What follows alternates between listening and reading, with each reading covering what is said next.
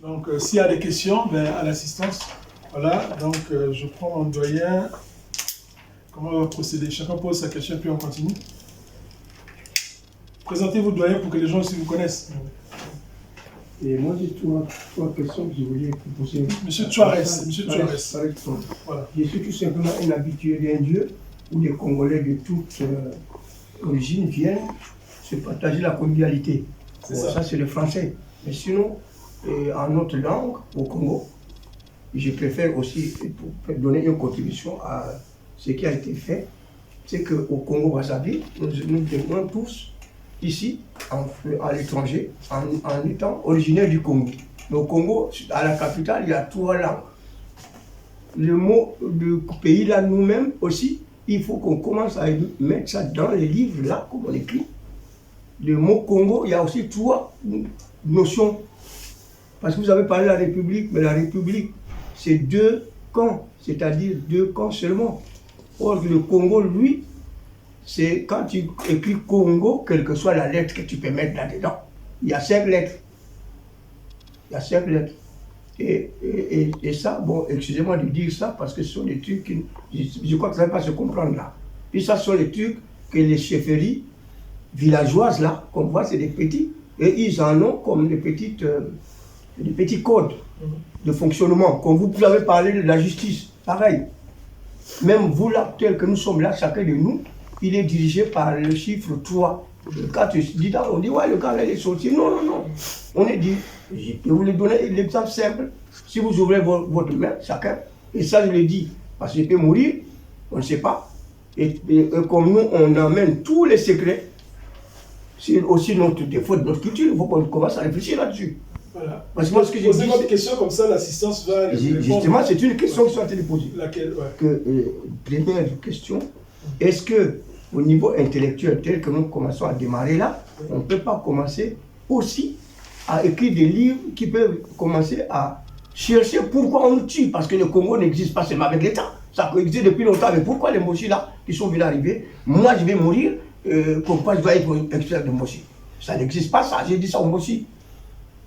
Au Benga, c'est bien mon frère, je lui ai dit, il ne m'appelle plus. Et donc on va se taire parce qu'on tue, donc il faut. Moi, on va me tuer comme ça, debout tout seul. Donc je propose ça. D'accord. Parce que nous écrivons la tête, qu'on appelle matière grise, et nous les avons tous, dans tous les lieux de la République du Congo. Donc il faut qu'on bousille ça. Ça, c'est une arme. Donc c'était la première question que je pose. D'accord. Et c'est pourquoi j'illustre. Parce que toi, tu es géophysicien. On commence à aller habiter dans l'univers. C'est une utopie. Mais ce qu'on parle là, c'est une utopie. Donc quand tu regardes ta main, regardez. Chaque articulation, c'est toi. La deuxième question. Donc ça, c'est une proposition et en même temps une question. Bon. La deuxième question est aussi proposition. Nous, moi je viens de sortir sur la réunion en l'état parce qu'on a animé la même question. Qu'on est en train d'écrire là, mais avec un autre que moi j'avais convoqué pour nous faire un exposé de la même façon au Congo démocratique.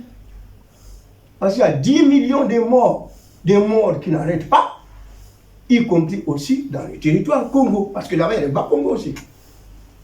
Donc on a été là, à l'international, parce que lui il a déjà la possibilité d'amener ces problèmes que nous subissons comme souffrance inutile vers l'international. Donc je me suis associé à ça. Donc est-ce que nous, donc moi qui me suis présenté, puis je demandais chaque fois un lieu, nous partageons le partage, est-ce qu'on peut convoquer votre rencontre d'aujourd'hui, de telle sorte que nous, vous ayez la possibilité de nous faire aussi, peut-être pas un café littéraire, mais échange, moi il faut mener ça autrement, échange d'idées, avec confrontation de points de vue pour que notre programme ne soit pas seulement, on réfléchit nous tout seuls, seulement comme ça. C'est vrai quand on souffre, c'est vrai comme vous avez dit, mais non, il faut crier aussi, il faut lever la voix. Donc ça c'est une demande. Deuxième question. Troisième. Dans cette demande-là, on a fait un bon, on demande un crédit. Puis le Congo vit avec la dette au FMI. Nous on va faire une dette. Et chez vous, M. Mawawa, et l'auteur, on va acheter ce livre-là pour tous les gars du Flèche. Voilà, la réunion a été tenue par nous. D'accord. Et la troisième? La troisième, c'est la plus simple. La plus simple, comment on fait pour essayer justement de parler de l'articulation là? Toi, comment se fait-il que on est toi et un tue tous les autres avec tous les droits et puis les deux autres ils vont dire d'accord. C'est-à-dire que nous on dit d'accord. Parce que quand tu fais le pouce, ça s'appelle pouce, tu écris le mot pouce, c'est 5 lettres pouce. En bel pouce, on doit place à nous tous. D'accord. Voilà. Comment se fait-il que là, ça, pouce, ça désigne en image Congo, ça c'est le couple, ça, c'est le couple. Là tu as seulement 1, 2. Tu ne peux pas enlever monsieur, madame. D'accord. C'est pourquoi les trois là, qui désignent aussi en Congo, le couple et la famille. Et la famille internationale. D'accord. Et on peut même parler d'histoire de l'ancien temps. Okay. Donc maintenant, moi je veux qu'on soulève ça. Voilà, bon. Parce que taire, c'est aussi être complice. Ok. Voilà. Mais moi, je suis très, très heureux, doyen, sur le reste de tes questions. Elles viennent à point nommé vos questions. Parce que la première, quand tu dis pourquoi on nous tue, pourquoi on fait ça? Mais on n'a rien fait. Voilà, on n'a rien fait. Mais Justement, nous avons le doyen Matika. Je ne sais pas si vous avez déjà lu son livre, Les origines du mal congolais. Lui qui a été un routard de la politique, qui a connu Fulbert Yulu jusqu'au président actuel, il dit là-dedans où sont les origines du mal congolais. Et on doit vraiment les décrypter, ces origines du mal congolais, telles qu'il les a décrites. Il n'y a pas mieux que lui qui a été acteur depuis avant les indépendances pour mieux les décrire. Donc, la première question trouve sa réponse, peut-être pas complète, mais rien qu'en palabrant dans ce bouquin, vous aurez des éléments de réponse. Alors, ce n'est pas une palabre, toi, si tu dis pas. Voilà, donc la deuxième question. L'éducation de nous, ce n'est pas une palabre. Voilà. L'éducation est en train de partir. Et c'est vous qui avez enseigné le monde. Ok. Quand vous posez la deuxième question sur ce qui se passe en RD Congo, les 10 millions de morts, c'est pas, bon, je ne dirais pas à la même échelle. Effectivement, ce sont des questions que nous abordons, puisque dans le travail actuel des éditions Paris, nous travaillons avec les auteurs aussi de la RDC. Voilà. Je vais vous montrer deux ouvrages politiques qui sont majeurs. Il y a ici l'ouvrage de Kasavubu, président du Congo, qui a souvent été occulté, on n'a souvent pas parlé de lui. Et ça, c'est un ouvrage qui vient de sortir, écrit par un universitaire de la RD Congo, qui est à Matadi. Et à travers cet ouvrage, vous commencerez à comprendre ce qui se passe en fait dans tous les pays de l'ancien Royaume Congo, ce qu'on appelle l'ancien Royaume Congo. Alors ici, vous avez le renouveau congolais. Monsieur Thorez, vous avez ici le renouveau congolais, écrit aussi par un homme politique de la RDC, et qui le pointe du doigt en fait la réalité de cette république. La réalité de cette république démocratique du Congo, elle est la difficulté, si vous voulez, de gouverner cet État est due au fait qu'il y a cette mixture entre un régime en même temps type fédéral, mais en même temps un régime centralisé.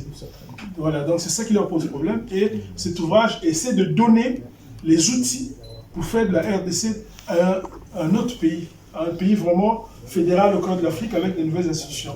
Mais ça, ça demande à ce que justement, moi je serais prêt à ce qu'on puisse avoir un débat là-dessus, comme vous l'avez dit, à votre deuxième question. Maintenant, à la troisième question, comment on fait pour... vous avez parlé de... Vous pouvez la reprendre ? Parce que même les Blancs sont venus du Congo. Voilà. Comment on fait? Voilà, justement. Voilà. J'arrive à la troisième question parce que ce qui est curieux, c'est que même cette troisième question tombe à point nommé. Parce que jusque-là, pendant pratiquement un quart de siècle, les Congolais de la diaspora, quand ils ont fui la guerre de 97, dans quelle posture sont-ils placés? Ils sont placés dans la posture de lutter contre le régime en place pour tenter d'aller récupérer le pouvoir qu'ils avaient perdu. C'était ça la démarche politique. Mais ils n'ont pas analysé les mécanismes qui avaient fait que la guerre du 5 juin soit possible. Et aujourd'hui, justement, à ma droite, vous avez Maître Amédée Nganga qui, avec une démarche toute nouvelle du droit, dit que non, mais là, au Congo-Brazzaville, aujourd'hui, en fait, on n'a pas un régime politique. On a des gens, on a un gouvernement qui mérite d'être combattu aujourd'hui par la justice et le droit. Donc c'est cet outil qu'on n'avait pas. C'est-à-dire qu'il fallait voir cette politique autrement, c'est-à-dire on ne se pose en politique contre... par exemple, je prends le cas de la France. En France, on a bien des oppositions, parce qu'on a un système démocratique. Mais dans un pays où il y a un totalitarisme, on ne peut pas être opposant. Il peut y avoir des oppositions. Comment s'opposer à un criminel? C'est-à-dire que si vous allez vous opposer à un criminel, vous aussi, vous allez commettre des crimes pour lui ressembler? Non. Quand en face on a un criminel, ben, on essaie de convoquer le droit, on essaie de convoquer la justice. Et donc je pense que cette question, Maître Amédée Nganga, avec sa convergence 92, sera mieux placé pour l'évoquer. Voilà. Donc vous voyez un peu toutes vos trois questions trouvent solution. Souvent c'est parce qu'on n'échange pas, mais il faut toujours échanger pour aller de l'avant. Donc je pense qu'on va donner la parole à d'autres qui veulent des questions. Antoine Page, merci. Moi je voudrais d'emblée déjà signifier qu'il nous faut faire le distinguo entre la politique et le culturel ou le littéraire. De par les prises de parole qui ont inauguré ce cénacle, j'ai constaté qu'il y avait une prise trop forte du politique sur l'intellectuel et le littéraire. Moi, je suis venu à un café littéraire, je ne suis pas venu à une réunion politique. Et donc, même si l'histoire fait bon ménage avec la politique, on sait également que l'instrumentalisation de l'histoire, l'usage de l'histoire à des fins politiques est très dangereuse. Donc, c'est pour nous inviter à revenir de façon stricto sensu sur l'histoire, quand il s'agit de l'histoire, ou sur la politique, de par l'œuvre de M.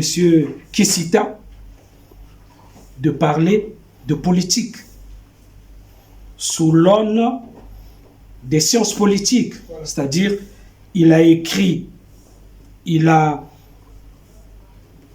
déclaré chercher à comprendre l'histoire politique du Congo de par son parcours de philosophe et de politologue. Et c'est par ces biais-là que nous devons, je crois, échanger, mais pas rentrer dans la militance politique. C'est ça. Voilà. Et après avoir dit cela, j'ai envie de dire que rappelons-nous et faisons attention à ne pas modifier même par un petit détail d'un iota ce que nous savons. Nous savons qu'il y a eu guerre en 1997 entre une milice armée privée de Sassou Nguesso et une armée nationale du président en place. Cette guerre a connu la victoire des rebelles, conduits par M. Sassou Nguesso. Mais je crois que, ça c'est mon avis, ce n'est pas parce qu'il fallait continuer la guerre qu'il y a eu les événements tragiques de 1998. Personne, quand il prend le pouvoir, n'a envie de continuer la guerre. Au contraire, il veut pacifier pour installer son régime et pour diriger. Mais 1998 survint tout simplement parce qu'il y a une équation, il y a un inconnu. Nous avons fait la guerre contre l'armée du président en place et nous l'avons battu grâce à nos alliés, grâce à la France. Mais il s'avère qu'il y a une milice, qu'il y a une région, qu'il y a une catégorie donnée de gens qui n'aiment pas que l'on tourne en rond, qui sont susceptibles à la moindre contrariété politique. Il faut que nous trouvions le moyen de nous éviter une deuxième guerre à l'identique de la première en matant tout de suite ceux qui n'ont pas participé à la guerre de 97.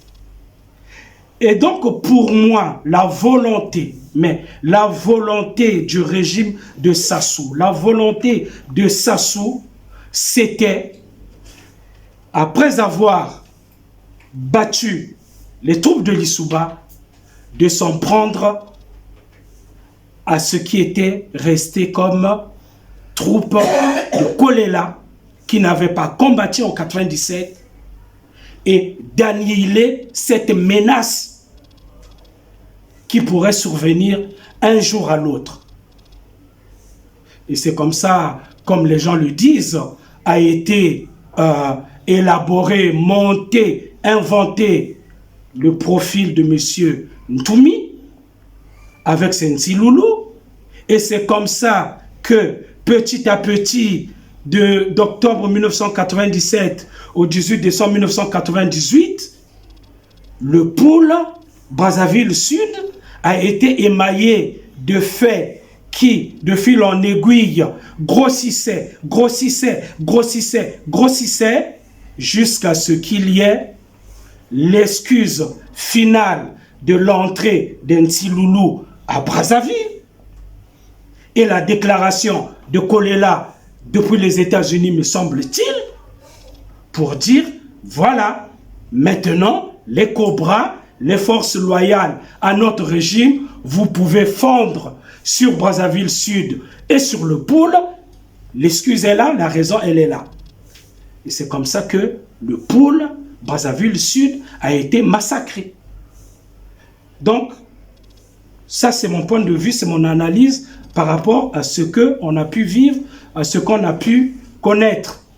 Juste pour dire que je me suis retrouvé au Congo en été 1998, en mission pour un magazine dirigé par Bazakana, qui s'appelait Eben Magazine. Donc j'avais une lettre de mission, un laissez-passer, et voilà. Et donc, quand ça a commencé à péter dans les banlieues de Brazzaville, ma famille, en octobre, a commencé à me dire, il faut que tu rentres à Paris. Tu ne restes pas avec nous. Tu ne restes plus ici. Il faut que tu retournes en France parce que ça ne va pas. Et donc, les échos, quand on venait tuer, quand les Nsi Loulou arrivaient jusqu'à, je ne sais pas quelle ferme de Ngangalingolo quelque part, ils sont venus tuer des bêtes et des gens, des sudistes, mais proches du pouvoir. Je suis encore à Brazzaville. Donc, c'est pour dire que, voilà, je vais m'écourter là. Donc, c'est juste pour dire, en fait, je n'ai pas de question. La question serait peut-être de dire comment on peut qualifier l'État, et ça c'est à Tata Kisita et à Maître Ganga aussi, pourquoi pas, l'État qu'on appelle l'État post-colonial. J'aurais voulu entendre aussi néocolonial. Est-ce que l'État post-colonial est véritablement un État africain, congolais, ou c'est juste l'État néocolonial qui s'est perpétué de par les accords que l'on connaît? Voilà ma question. Et puis, finir pour dire aussi, faisons attention, en 98, quand on parle des Cobras qui ont massacré, il y a aussi les Angolais. Il y a aussi les Angolais qui ont fait irruption dans le pôle, qui ont également tué, et les nôtres, certains des nôtres ont eu la vie sauve en parlant Lari, qui Congo, ce qui a fait que le soudard angolais qui était Bakongo se rendait compte qu'il était sur le point de tuer quelqu'un de son ethnie.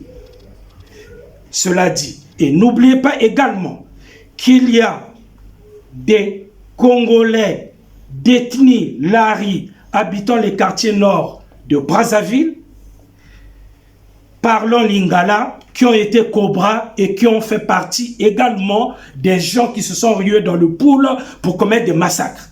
Tous ces gens-là, nous les avons vus dans les rues de Paris, dans les Nganda de Paris, de Lari, mais Lingaphone. Voilà. Merci. Merci à toi, Alpage. Mais je pense que le gars qui s'est va vous répondre, hein, très brièvement, pour laisser la place à d'autres aussi de s'exprimer. Non, je dirais simplement que, en fait, il a fait la question et la réponse. Dans la mesure où l'interprétation, ou plutôt la dérive politique qu'il a évoquée, il est rentré dedans lui-même. Non, nous avons un point à faire simplement. C'est que l'écriture de l'histoire est une question très importante et très difficile. Parce que, surtout l'histoire du temps présent, quand on sait que jusqu'à présent, les gens se battent pour l'interprétation de l'histoire de la Révolution française. Jusqu'à présent, les gens se battent encore.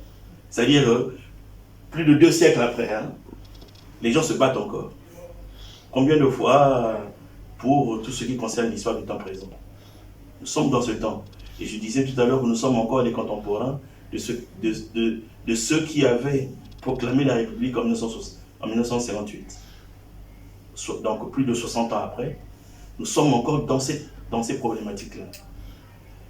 Donc il est très difficile de s'extirper dans la mesure où nous sommes partie prenante de cette histoire.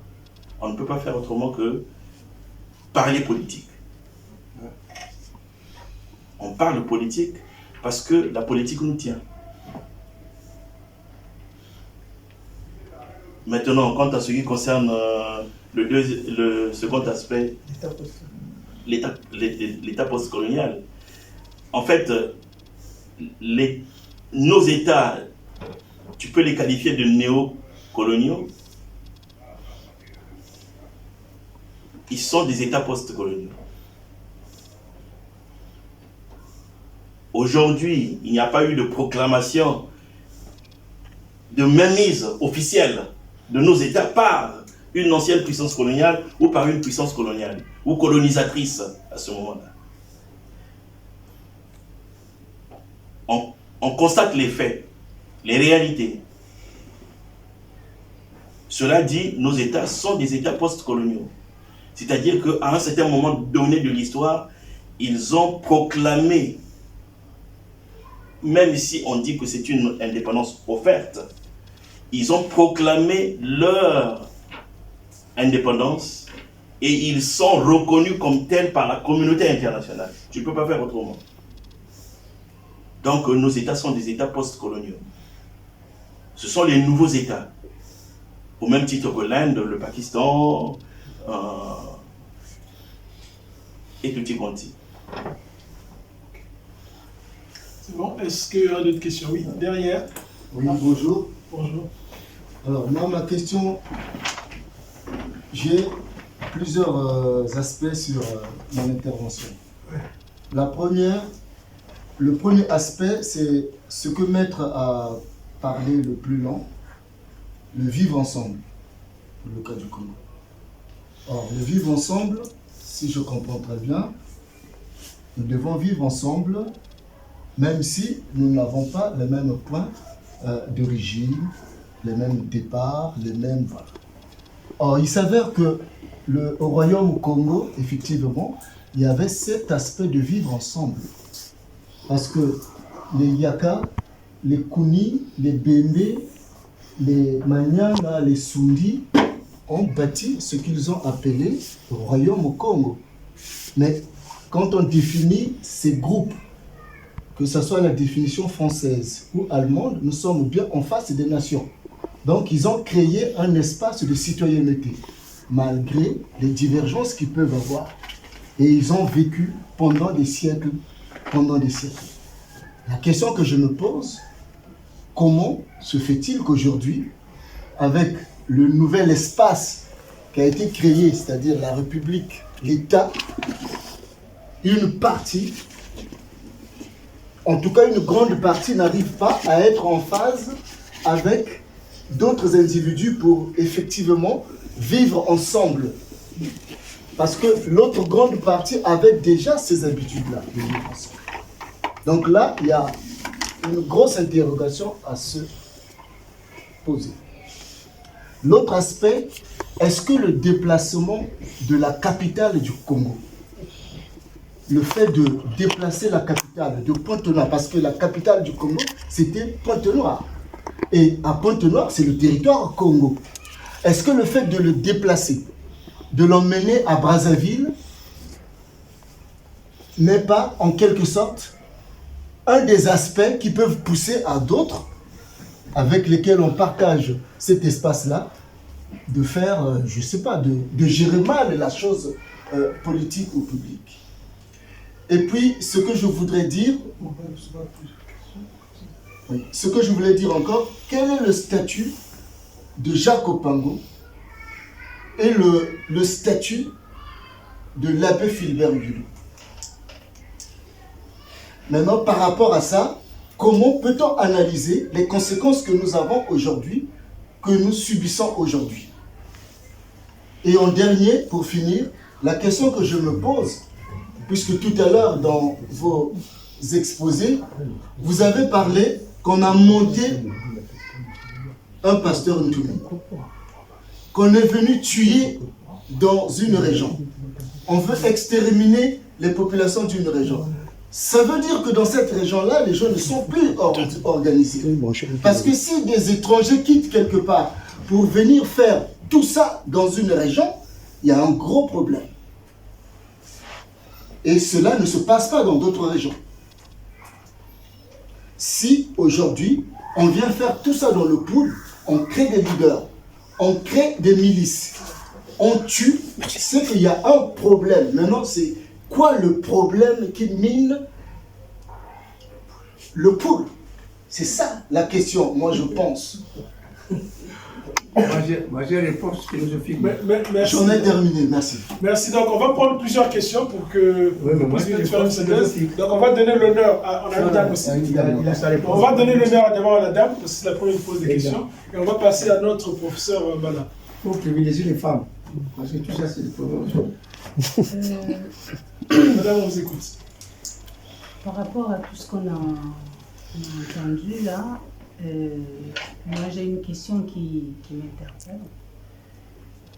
Celle de savoir, c'est vrai que la France a fait son droit de veto par rapport à ce qui s'est passé au Congo, mais il y aurait aussi la manœuvre du pouvoir qui a demandé à tous les ressortissants du pool de signer un mémorandum qui a été envoyé aux organismes internationaux pour dire que comment les Congolais disent qu'il y a eu la guerre, il y a eu génocide au pool, alors que les ressortissants politiques de ce département ont signé un document, celui-ci, pour prouver que le génocide n'a pas eu lieu. Alors, je voudrais savoir si cet état de fait est bien réel. Merci. Ok. Alors, on passe la parole au professeur Bala. J'ai beaucoup de sentiments mêlés. Je pleure dans moi. Voilà, c'est ça. Parce que, essayez de suivre. En tant qu'Angolais, qui a quitté l'Angola quand j'ai 7 ans, je suis en République démocratique du Congo. Je suis rentré en Angola à l'âge de 43 ans. En fait, je viens, il me manquait cette rencontre pour comprendre la question particulière du Congo-Brazza. Je me suis rendu compte que finalement, c'est la même question, parce que le cas congolais RDC et le cas angolais, j'en suis acteur, aujourd'hui analyste, professeur, chercheur, et je me suis spécialisé sur les Kintotilatia Congo. En fait, la question que je pose, je ne vais pas faire vraiment, je fais l'effort de garder mes sentiments. Je pose seulement une question. Est-ce que les problèmes congolais de Brazzaville, congolais de Kinshasa, les problèmes de l'Angola, qui reflètent en fait le problème africain, est-ce que ce n'est pas le problème de l'État que le Congo avait résolu à son temps? Il a parlé du royaume du Congo. Mais comment un peuple qui ne parlait pas le français, il a organisé un royaume? Posons-nous la question. C'est le problème de l'État qui a été résolu par le Congo. Et le Congo, nous avons des histoires, mes chers amis. Nous avons l'histoire de l'existence anthropologique des peuples et l'histoire politique qui est le Kintotila. C'est ça le problème pour moi. On peut mettre tous les adjectifs que nous voulons, mais le problème qui est le nôtre, parce que tout ce que vous dites là-bas, peut-être c'est plus encore ailleurs. C'est le problème de l'État qui a été résolu par le peuple Congo avec les Kintotila. C'est le problème de l'État. En tout cas, le peuple Congo dont je suis descendant avait résolu ces problèmes. Depuis, selon certaines pistes, depuis le 3e siècle après Jésus, qu'il fallait créer l'État qui va évoluer vers la nation Congo. Donc notre problème, tout ce que nous disons, ce sont des conséquences. Quand nous acceptons le royaume, mais mes chers amis, soyons quand même sérieux. Prenons les royaumes tels qu'ils ont existé ici où je suis. Ce que le roi était. Prenons l'Ntotila Congo à partir du 5e siècle. Mais c'est différent. Oui. C'est le problème de l'État. Est-ce que ce n'est pas le problème de l'État? Merci beaucoup. Merci. Bien, donc il y a eu 2 interventions et des questions. Donc l'intervention de Ange Kitanganga, de Madame Dansimba, et nous avons le professeur Bala en fait qui fait une contribution. Donc je vous laisse le choix, vous les spécialistes, de répondre à ces questions. Je commencerai par la question posée par le professeur. Serait-ce le problème de l'État?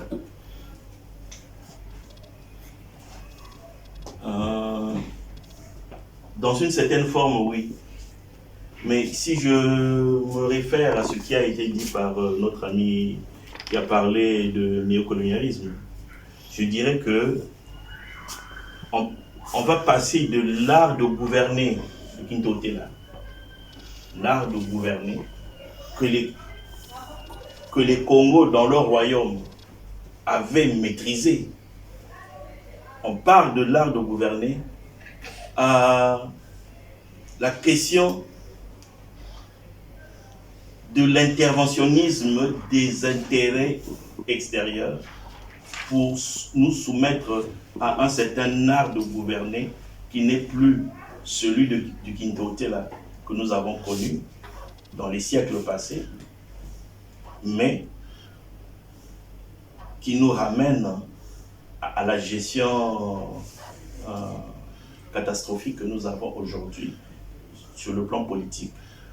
Et puis, il ne faut pas oublier la confrontation de l'espace Congo aux anciennes puissances coloniales, que ce soit les Portugais, que ce soit plus tard les Belges, les Français. il y a eu cette confrontation-là. Parce que quand les Portugais sont arrivés dans le royaume Congo, ils n'ont pas trouvé des gens qui vivaient sur des arbres. Ils ont trouvé une société organisée. Ils ont trouvé, et d'ailleurs, j'aime bien cette référence-là, parce que Van Wing, dans ses études, Congo va dire, pour vaincre la société Congo, il nous a fallu travailler à la déstructuration de ces institutions politiques, sociales et spirituelles. C'est une question fondamentale pour nous, Africains, pour nous, je dirais, pour nous, Congo, parce que ça nous parle. Serait-ce donc le problème de l'État? Oui, mais quel contenu on donne à l'État à ce moment-là? Parce que c'est ça la question véritable. Quel contenu on donne à l'État? On s'appuie sur l'expérience, prenons l'expérience justement des anciennes colonies françaises. La définition donnée de l'État est celle de l'État français. Et le contenu donné à l'État, c'est celui de l'État français. Lorsque on proclame la République, c'est la République une et indivisible, selon le modèle français. République une et indivisible. C'est-à-dire que la contradiction immédiate, c'est celle de savoir que lorsque nous avons proclamé la République, nous l'avons proclamée au nom des populations. Mais lorsque nous institutionnalisons l'État, Voilà. ce n'est plus au nom des populations. L'imitation. Voilà. L'imitation des notables. Nous avons importé. Voilà. Non. Donc, voilà la véritable question, voilà le véritable problème que nous avons dans cette confrontation. C'est pour ça que quand j'ai sollicité Maître Amédée Nganga, c'est parce que je voulais être... J'ai beaucoup discuté avec lui.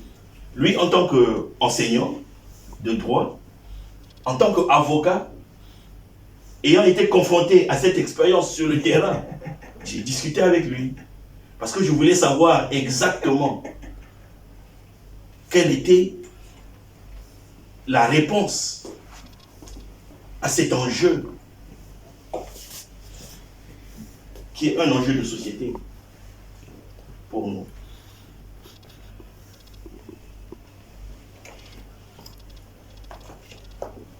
Il y a une autre question, celle concernant la capitale, Brazzaville.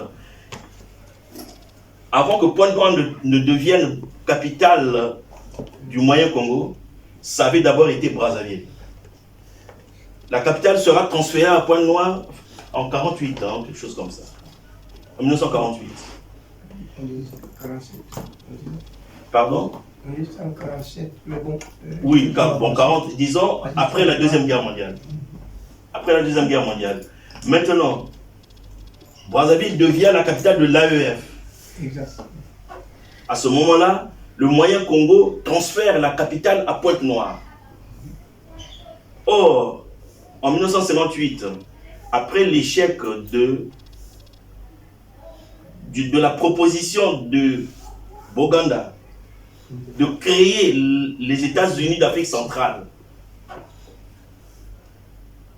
le premier État à se désolidariser, c'est le Gabon. Ensuite, le Tchad. Donc il ne restera plus que... Parce que le Cameroun ne faisait pas partie de l'AEF. Le Cameroun était sous mandat de l'ONU. Donc il n'y avait que 4 territoires en fait. Le Tchad, le Moyen Congo, le Gabon, le Tchad, le Centrafrique. Enfin, l'Oubangui-Chari à l'époque. À ce moment-là, il ne restait que l'Oubangui-Chari et le Moyen Congo. Le Moyen Congo va se désolidariser également et va créer la République du Congo. À ce moment-là, Boganda se replie sur l'Oubangui-Chari et le 1er décembre 1958 va créer la République centrafricaine. Donc, la capitale, à ce moment-là, va être transférée, va redevenir Brazzaville. Il y a des auteurs qui prétendent que c'est parce que Youlou avait ses partisans à Brazzaville qu'il a ramené la capitale à Brazzaville. Et surtout, qu'il va installer l'Assemblée nationale au CG, au collège annexe du lycée Saboudan de Brazzaville. Bon, j'ai trouvé ça un peu farfelu. C'était l'Assemblée de l'AF. C'était déjà l'Assemblée de l'AF. Mais puisque les Congolais ne savent pas discuter, ils limitent l'histoire. C'était l'Assemblée de l'AF. Justement, c'était l'Assemblée de l'AF. Je voulais, sur ce même point, je voulais ajouter que le même processus s'est posé pour l'AOF. Quand l'AOF disparaît, la capitale du Sénégal, qui était Saint-Louis, redevient Dakar. Ça n'a jamais posé de problème. Les Sénégalais n'ont pas dit parce que c'était le pays c'était la ville de Dakar était le fief de Senghor, ça n'a jamais posé de problème. Ça pose des problèmes, oui, ça pose des problèmes pour les Congolais. Donc, pour terminer, je voulais simplement dire que ce n'est pas le transfert de la capitale qui a fait problème. Surtout que le fief d'Opango était beaucoup plus proche de Brazzaville que de Pointe-Noire. Donc ce n'est pas la capitale, ce n'est pas le transfert de la capitale qui a posé problème. Mais, dans une interview, l'actuel président Denis Sassou Nguesso a prétendu que, bon, la culture du coup d'État, c'est Youlou qu'il avait commencé. Bon, c'est cette interview qu'il avait accordée à Soudan. Ah, mais ça, c'est un meeting de hier. Si je suis là-dedans, on est dans la politique, comme Kibou l'a dit. Nous, on reste des penseurs. On est penseurs. Parce qu'il y a la question de Mme Bansimba sur le droit de veto et un mémorandum. À ma connaissance, en 80, est-ce que le mémorandum auquel vous faites allusion avait été signé en quelle année? Oui, c'est après tout ces événements. Je ne pense pas qu'il y ait eu un mémorandum en 1997. Hein. Non, après. Ah, c'est après. Oui, mais si c'est après, mais ça... 2002. Ah, en 2002. Mais ça, ceux qui l'ont signé, c'est sous la contrainte. Certainement. Non, mais de toute façon, ça n'excuse rien du tout. Ce n'est pas un fait justificatif du génocide. Il ne s'agit pas, c'est pas le mémorandum qui donne la qualification au droit. Ça n'a aucune influence. Il a réussi à convaincre. Comprendre sa question, parce que maman demande si le mémorandum a été un argument pour que l'ONU ne prenne pas. Attends, parce que, oui. Parce que le veto Le veto, c'est ça, elle a lié ça avec le veto. Donc il faut dire à maman que le veto est antérieur. Voilà, le veto c'est antérieur. Le veto c'est en 97.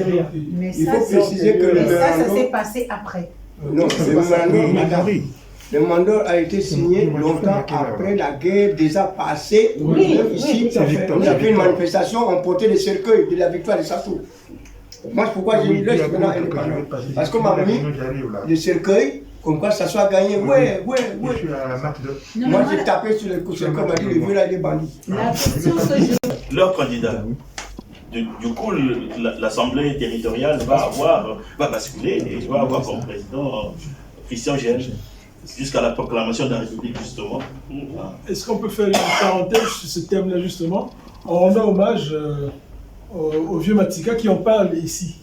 Son préfacier, monsieur, comment il s'appelle, monsieur Jérôme Adonga Batola, qui vient en Belgique, le souligne bien ici. Hein. Il dit bien, au fondement du contentieux de 1959 se trouve le débauchage des conseillers Yambo du GPSE de Pierre Kikungangot et Itoa du MSA de Jacques Opango.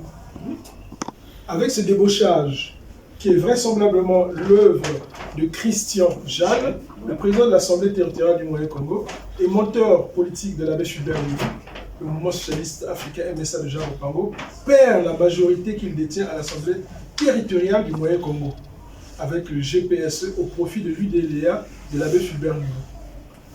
Les élus du MSA réagissent à la perte de la majorité par la violence, une violence qui s'exprime dans l'espace de l'Assemblée territoriale où les élus des deux camps en viennent aux mains, mais aussi dans les rues de la ville de Pointe-Noire.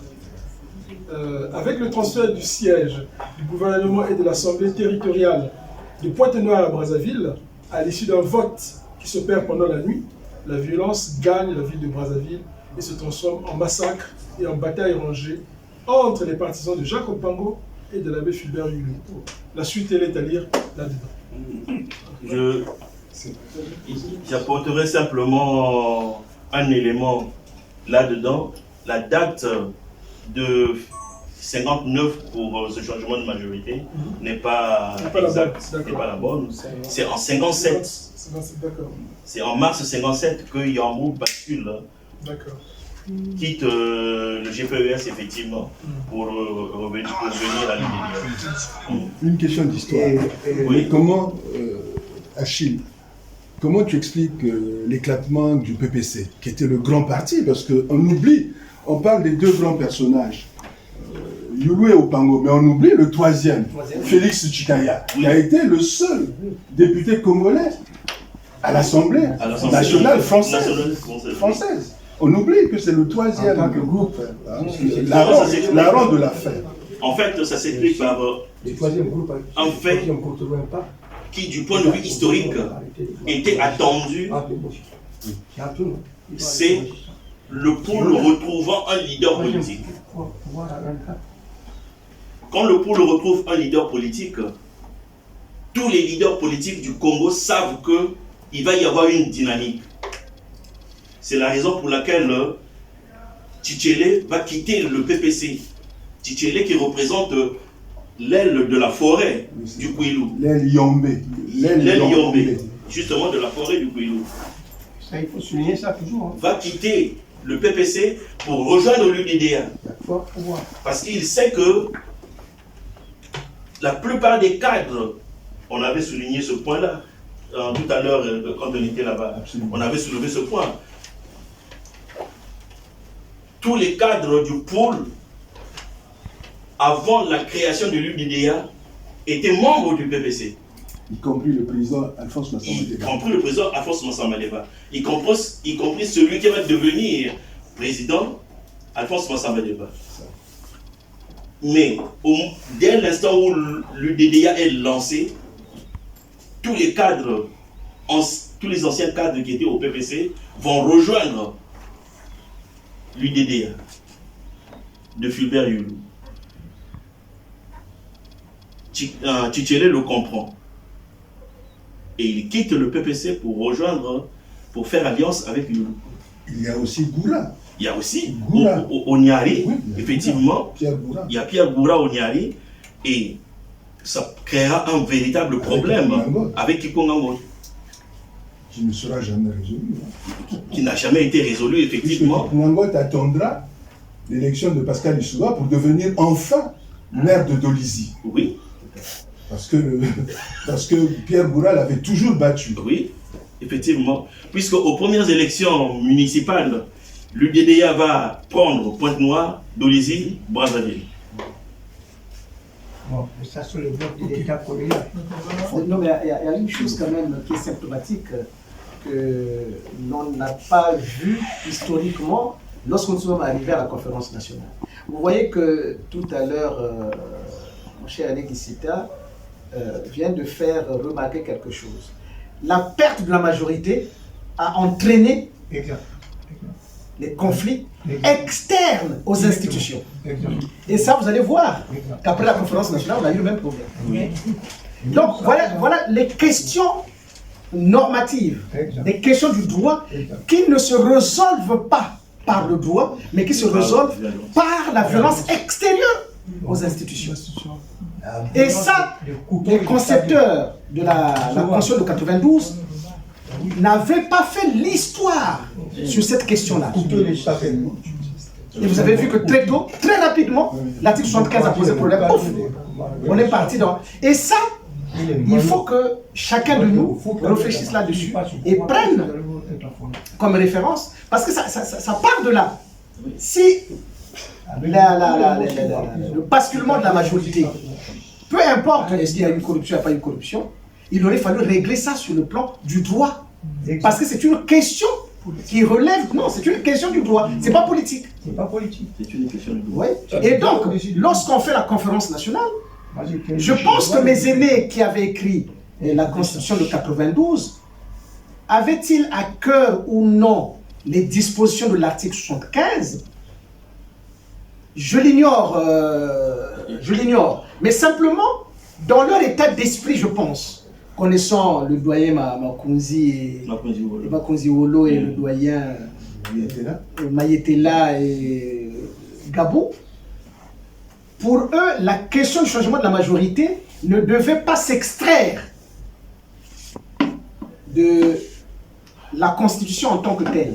C'est-à-dire qu'ils sont partis avec l'idée qu'en réalité, aucun parti ne pouvait avoir la majorité. Je vois dans la construction de cette Constitution, ces aînés-là avaient à cœur qu'il n'y aurait pas un seul parti qui serait majoritaire. Quand je dis majorité, c'est vraiment majorité absolue. Ce n'est pas majorité d'une différence de 3 députés, parce que vous vous retrouvez par exemple, et c'est ça je crois qui a été au cœur de l'échec de notre Constitution. Quand vous prenez l'UPADS, qui devait être, je crois, à 32 députés, si je ne m'abuse, le MCDDI devait être à 22 ou 25, 24, 28. Bon, disons qu'ils avaient dépassé la vingtaine. Et ensuite, le PCT devait être à 8 ou 9, par là.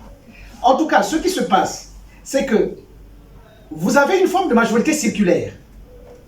C'est-à-dire, si l'UPADS tout seul ne peut pas gouverner, s'il y a une alliance entre le MCDD et le PCT. Parce que les deux unis dépassent en député l'UPADS. Donc ça devient une majorité. D'accord? Première circularité. Deuxième, c'est que si l'UPADS s'allie avec le MCDD, explosion de la majorité, bien sûr. Donc qui va passer à l'opposition, ça sera le PCT. Le PCT s'allie avec l'UPADS, qui passe la majorité. Oui. Ah non, c'était pas le cas. Non, attention. Ce qui était le cas de... Non, ça n'a jamais été le cas. Et c'est ça l'erreur. Ça n'a jamais été le cas. Non, ça n'a jamais été le cas. Parce qu'en réalité, ce qu'il faut savoir, c'est que... C'est vrai que les députés n'avaient pas encore été installés. Les députés n'étaient pas encore installés. Parce qu'il aurait fallu d'abord attendre que l'Assemblée se réunissât et que ceux-ci éventuellement confirment leur alliance qui devait être déposée devant le président de l'Assemblée qui devait constater que voilà la majorité qui vient de se constituer. Peu importe, peu importe. Mais il y a eu querelle sur la désignation du président de l'Assemblée. Non, mais avant qu'on en arrive là, il aurait fallu donc qu'il y ait que les partis en alliance organisent leur alliance, d'accord, qu'il soit acté, que cette alliance soit actée, et qu'on le dépose au bureau de l'Assemblée nouvellement élu, et c'est le président de l'Assemblée qui devait se rendre chez le président de la République pour lui dire, voilà, la géographie ou la cartographie de l'Assemblée se présente comme telle. La majorité, c'est tant et tant, l'opposition, c'est tant. Et en ce moment-là, simplement, que le président aurait maintenant nommé le Premier ministre. Issu de la majorité. Oui, mais en fonction de ce qu'on lui aurait présenté, que la majorité c'est tant. Si c'était l'alliance PCT-UPADS qui aurait été actée, et ensuite déposée au bureau de l'Assemblée, parce que tout ça devait faire l'objet quand même d'une rédaction, d'un acte. Mais d'où vient le quoi? Pourquoi le processus n'est pas allé jusqu'à son terme? Et c'est ce que j'ai expliqué tout à l'heure. Donc vous regardez, quand... Il y a eu une dimension politique qui est intervenue. Mais qui n'avait pas à intervenir. Non, qui est intervenue parce que pour confirmer la majorité avant que cela ne soit effectif à l'Assemblée nationale, il fallait que le PCT et l'UPADS s'entendent. Or, ils ne se sont pas entendus parce que les prétentions du PCT sur un certain nombre de postes ministériels régaliens étaient trop fortes. Oui, mais non, mais quoi qu'il en soit, nous sommes toujours à l'extérieur de la loi pour l'instant. Oui, nous sommes à l'extérieur de la loi. Nous sommes à l'extérieur. Oui, mais la loi, c'est à l'intérieur de l'Assemblée. Oui, non, mais c'est que tout se règle à l'extérieur de toute façon. Jusqu'à l'éclatement de... Mais c'est politique. Oui, c'est pour ça que je disais, nous sommes dans un contexte politique avant de rentrer dans le contexte juridique. Oui, mais quoi qu'il en soit, puisqu'ils n'ont pas pu avoir, ils ne se sont pas entendus, mais ils devaient arriver à l'Assemblée pour le constater, si oui ou non, effectivement, il n'y a pas eu, ils ne se sont pas entendus, ou ils se sont entendus, il fallait que ce soit à l'Assemblée. Or, quand ils arrivent à l'Assemblée, alors qu'à peine l'Assemblée venait d'être installée, il y avait préalablement un Premier ministre qui avait été nommé illégalement. Oui. Oui, non, parce qu'il n'avait pas nommé. Si vous voulez, le processus, en fait, le processus a posé problème à quel moment? C'est que, et c'est ça, les organes de la transition, Kombo Milongo, devaient être arrêtés pour forfaiture. Pourquoi? Parce qu'en réalité, il aurait fallu d'abord installer ceux qui étaient élus. Parce que les premiers à être élus, ce n'était pas Sassou. Et je dis Sassou, ce n'était pas Lissouba. Lissouba était le dernier à être élu. Oui. Mais il y avait les premiers qui étaient élus. Donc, notamment le conseil, les municipales. Et donc, il fallait d'abord installer tout ce monde-là jusqu'à l'arrivée du président de la République qui, lui, devait être reçu par les institutions installées. Mais là, il y a un témoignage. Hein. S'agissant du cas de l'université, il y avait une telle pression de l'UPADES et de l'Issouba. Je parle de l'exemple de l'université. Ça, j'en conviens. Il était question d'organiser les états généraux de l'enseignement supérieur. Tout le dossier a été préparé. C'est ce qu'on dit. Tout le monde était là. Les universitaires étaient là. Le ministre de l'enseignement supérieur, le premier ministre de la transition, André Milongo, est venu ouvrir la cérémonie. Et à la fin, dès qu'il a fini de prononcer son discours, il y a une main qui se lève, c'est Jean-Martial Ikunga. Ikunga qui lève la main pour dire que le président nouvellement élu, qui n'avait pas prêté serment, a décidé d'arrêter ce processus. C'était illégal. C'était totalement, il n'avait pas encore prêté serment, donc il n'était pas officiellement président. Mais il a arrêté. C'est un coup de force, il a arrêté le processus. Mais vous n'avez pas arrêté ça. Mais c'est ce qui s'est passé. Donc là, on a vu.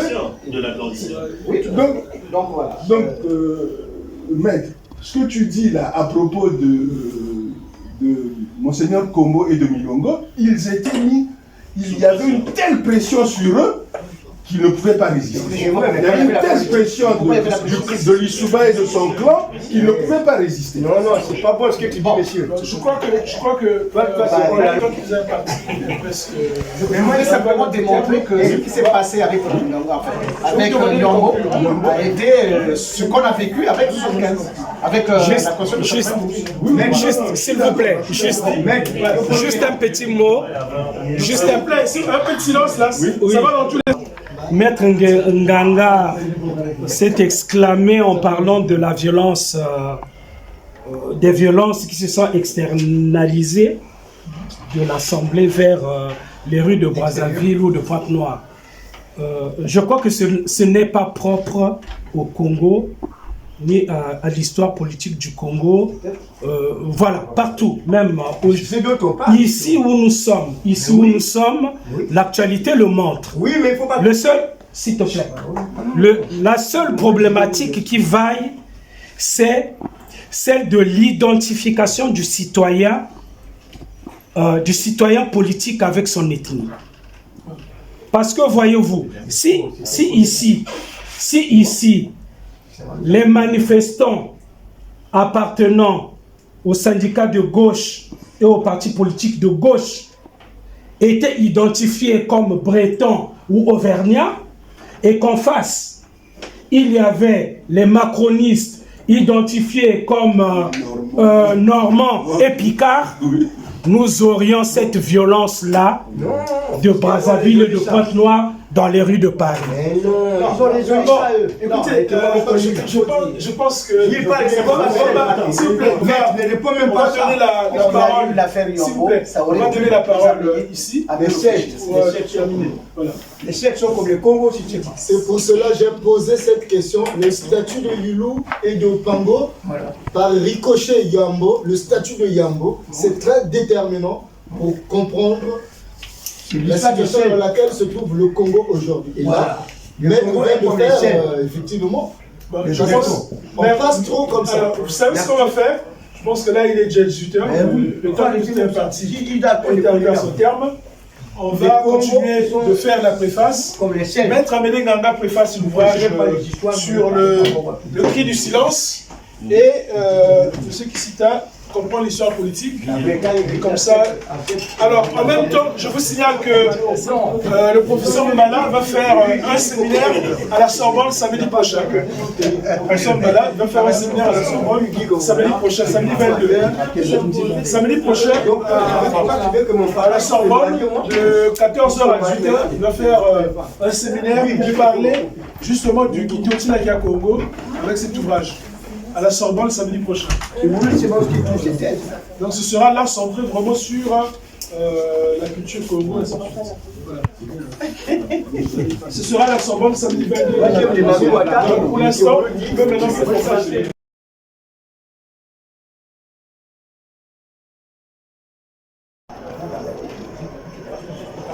Bonjour monsieur Mawawa.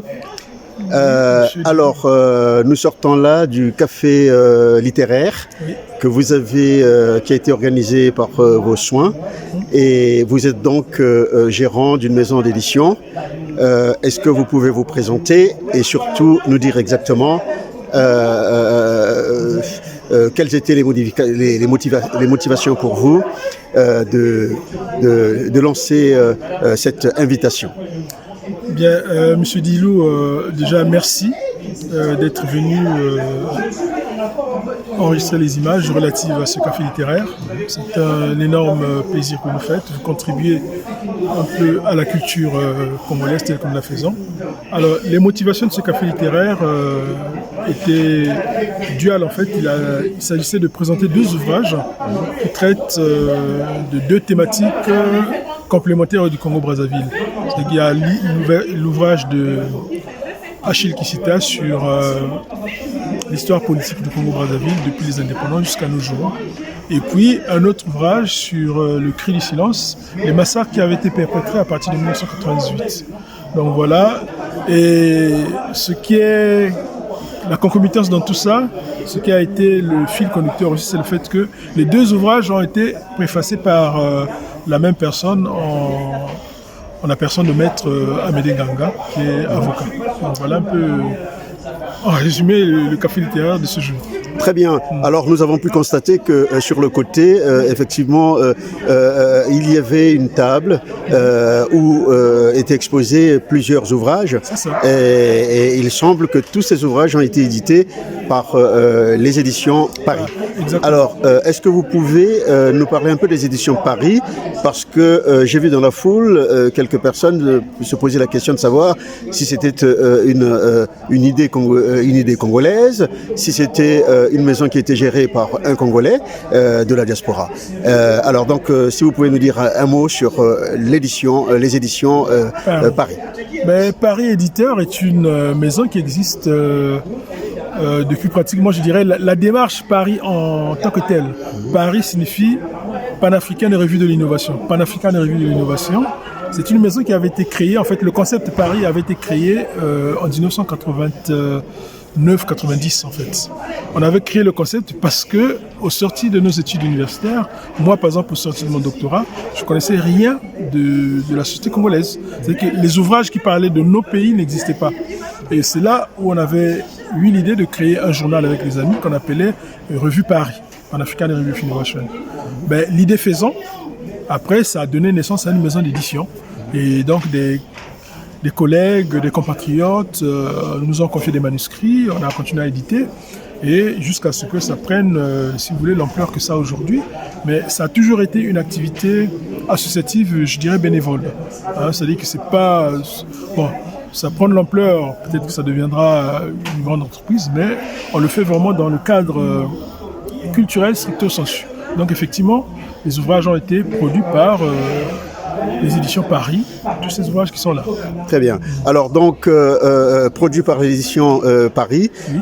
Comment est-ce que les écrivains ou les auteurs, les différents auteurs ont procédé pour arriver jusqu'à vous? Quels sont les supports qu'ils vous adressent pour que leurs idées, leurs projets prennent forme sous forme d'ouvrage? Généralement, il y a une liaison dialectique entre l'auteur et nous. C'est-à-dire que comme nous ne faisons pas de l'édition business, il faut qu'il y ait une compatibilité entre les idées que l'auteur veut mettre à la disposition du public et aussi notre ligne éditoriale. Donc si la ligne éditoriale nous intéresse, ben, nous acceptons le manuscrit.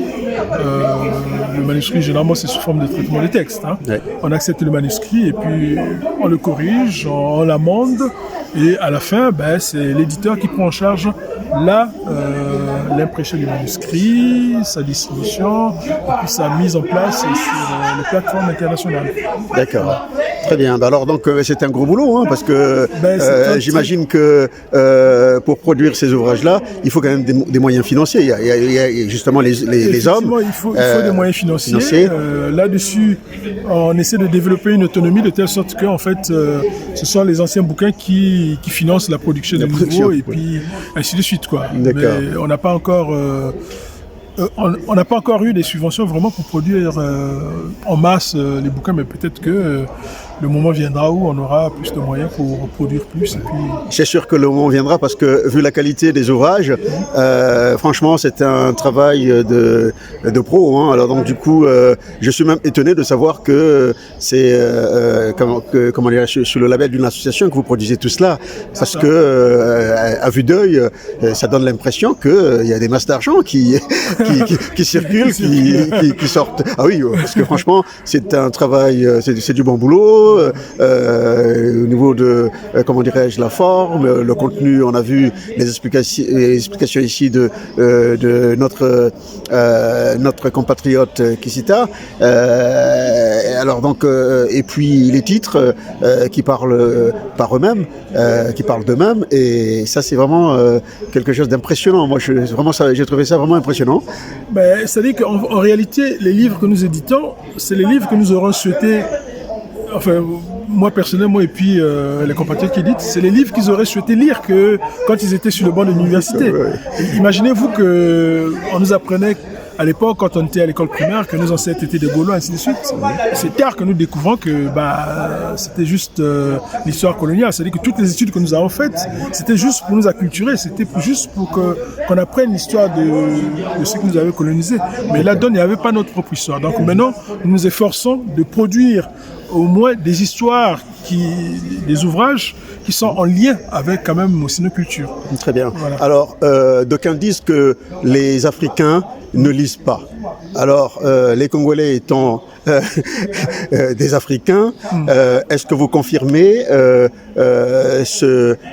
comment dirais-je, est-ce que vous confirmez ce propos ou alors qui dit que les Congolais, les Africains ne lisent pas. Alors, si vous le confirmez, comment faites-vous? Comment entendez-vous faire pour amener les Congolais, sinon les Africains, eh bien, à lire, à se mettre à lire, voilà, à apprendre, à se cultiver, à s'informer à travers le livre? Ben, je suis en porte-à-faux par rapport à cette affirmation. Je suis en porte-à-faux, pourquoi? Moi, je vais vous donner l'exemple de ce qui existait à Brazzaville dans les années 70. Dans les années 70, il y avait ce qu'on appelait les librairies populaires à Brazzaville. Moi, né des parents qui ne sont pas allés à l'école européenne, je me baladais par exemple dans les rues de Brazzaville. C'est avec ma mère que nous achetions les ouvrages dans les librairies populaires à Brazzaville. Ma mère donnait l'argent, je disais que j'ai besoin de tel livre. On allait dans une librairie, c'est maman qui sortait l'argent et m'achetait le livre. Donc la culture du livre existe au Congo. Elle a toujours existé. Sauf que le contexte économique actuel a fait que les gens se désintéressent du livre et se désintéressent aussi de l'école. Puisque au Congo-Brazzaville, aujourd'hui, les gouvernants affirment qu'ils ont détruit l'école. Mais comment voulez-vous que, après avoir détruit l'école, que les jeunes s'intéressent à l'école, à la lecture? Y a-t-il des bibliothèques à Brazzaville? Non, il n'y en a pas. Mais il fut une époque, par exemple, nous, quand nous étions élèves, nous allions à la bibliothèque de la Semaine africaine, par exemple, où on allait lire les livres. Donc c'est une affirmation contextualisée. Moi, je pense que les Congolais ont besoin de lire, ont besoin de se cultiver, ont besoin de se former. Il faut leur donner l'occasion. Et le livre, par exemple, dans des pays comme l'Europe, comme la France, par exemple, les livres sont subventionnés. C'est pour cela qu'à l'école, les enfants reçoivent les livres gratuitement.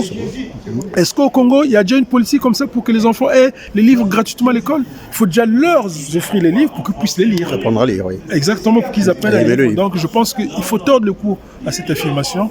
Les Congolais ont soif de lecture. Les Congolais veulent bien lire, mais il faut que ceux qui dirigent, ceux qui gouvernent les Congolais, leur donnent l'occasion de lire. Exactement. Parce que quand des jeunes Congolais, des personnalités congolaises passent toute leur journée à penser à qu'est-ce qu'ils vont manger, y a-t-il du temps là dans la lecture? Non. Exactement. En tout cas, Monsieur Mawawa, toutes mes félicitations parce qu'on ne peut pas, on peut pas faire autrement que de vous féliciter, de mener, comment dirais-je, cet ouvrage, au point de réunir les Congolais dans ce lieu pour venir justement discuter, échanger, écouter les auteurs et puis poser des questions sur aujourd'hui par exemple il a été question de la situation actuelle du Congo, sinon d'une partie de l'histoire du Congo, et c'était vraiment très comment dirais-je très pédagogique, je dirais même, hein, parce que il y avait des plus jeunes que nous ici dans la salle. Je pense qu'ils sont partis en ayant appris bien de choses. En tout cas, Monsieur Maourouf, encore félicitations et bravo. Alors, est-ce que vous pouvez décliner l'adresse, n'est-ce pas, des éditions Paris? Paris Éditeur se situe au 18 rue de la Gare, 28 240 à La Loupe, dans l'Eure-et-Loire. Okay. Et donc, nous avons un site internet www.paris-éditeur.com. Sur le site, les gens peuvent commander nos ouvrages, mais ils les trouvent aussi chez Amazon, chez la FNAC, chez tout bon libraire sur le net. Vous tapez, vous voulez un livre des éditions Paris, vous allez l'avoir, quel que soit votre endroit sur le monde entier. Très bien. Donc, voilà. En tout cas, Monsieur Maouroua, merci beaucoup et merci encore aux éditions Le Paris. La chaîne YouTube Lumière du Congo fera sa part. Merci beaucoup. Merci beaucoup. Merci infiniment.